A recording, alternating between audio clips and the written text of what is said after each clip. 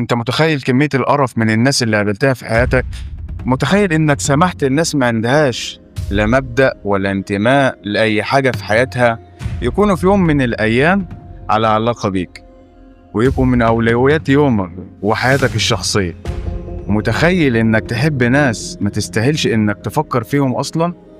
متخيل ان أقرب الناس ليك هم سبب تعاستك واكتئابك وتفكيرك العميق المهلك للروح واللي ما بينتهيش؟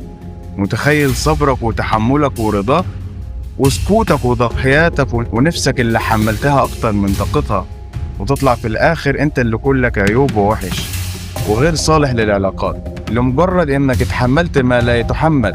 متخيل كمية العك كله ده تعيشوا بسببهم ولسه عايزينك تثق فيهم وتعذرهم وتبدأ وياهم من جديد؟ انت متخيل وجع القلب ده كله وبيطالبوك بانك تعيد من تاني؟ انت متخيل؟ وعلى رأي المثل صدق اللي قال اللي اختشوا ماتوا.